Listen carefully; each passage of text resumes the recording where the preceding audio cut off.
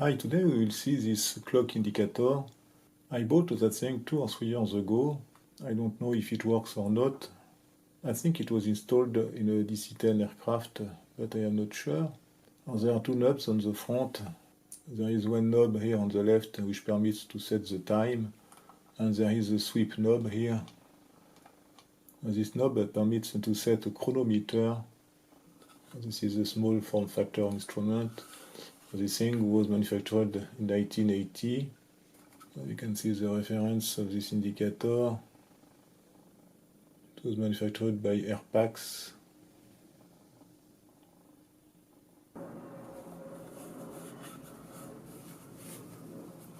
First, let's see what is inside, and after I will try to get it work.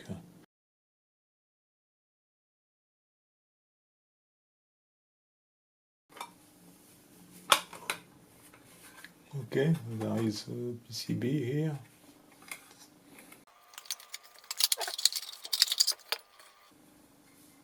There are 2 motors, one for the clock itself and the second one for the chronometer. The motors are stepper motors.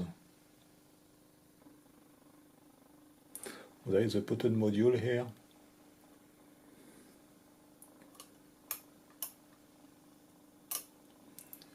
Connected with 5 wires. You can see the mechanism for the switch.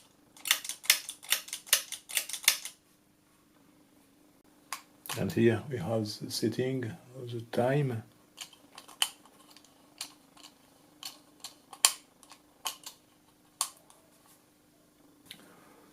There is a relay here.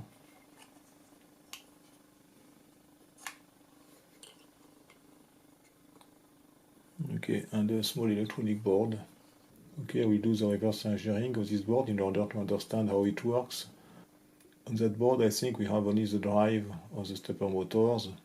There are 2 relays actually, one here and the second one here.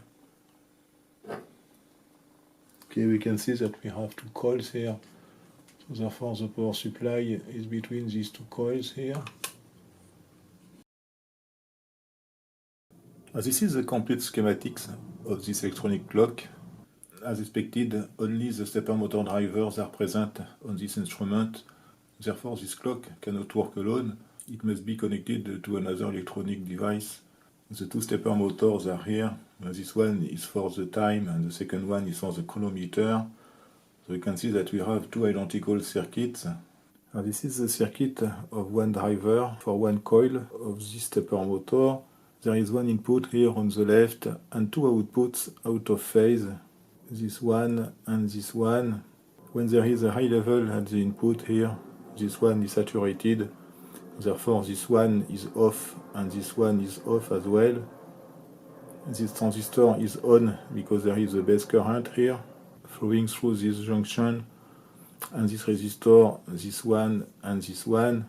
Okay, so therefore this one is also saturated because there is a base current here.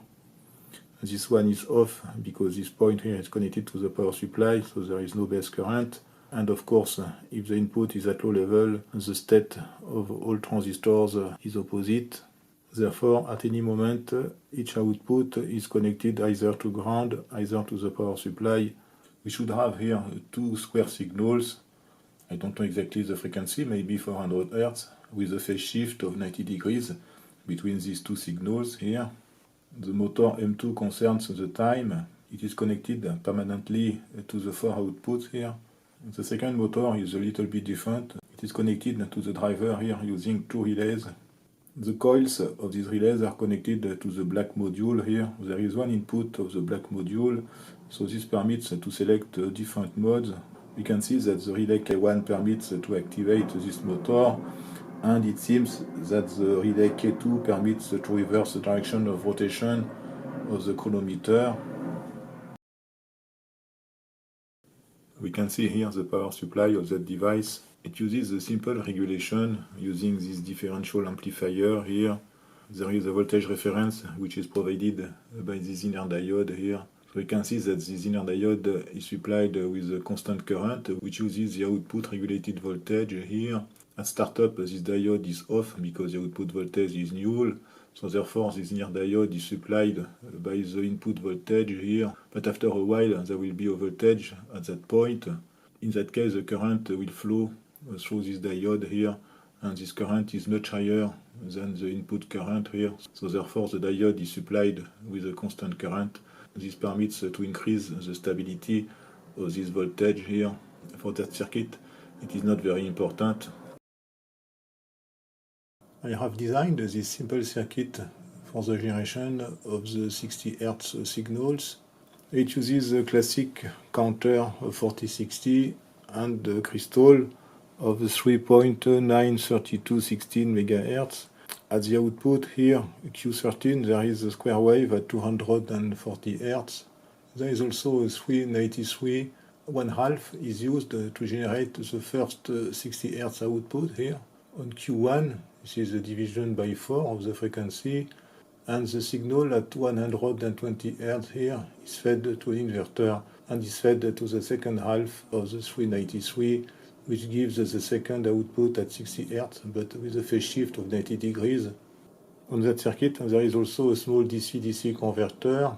The input is 5 volts here, and the output is 12 volts. This voltage will be used for the supply of the clock. You can see the small circuit here, and the two signals at 60 Hz with a phase shift of 90 degrees.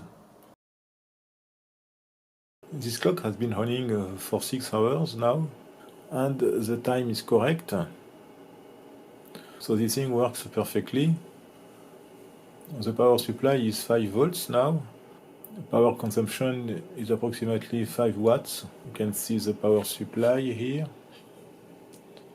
The current is close to 1 amp. Okay, so we can see the details on the rear. So I have added this little board here using these 2 screws and 2 spacers.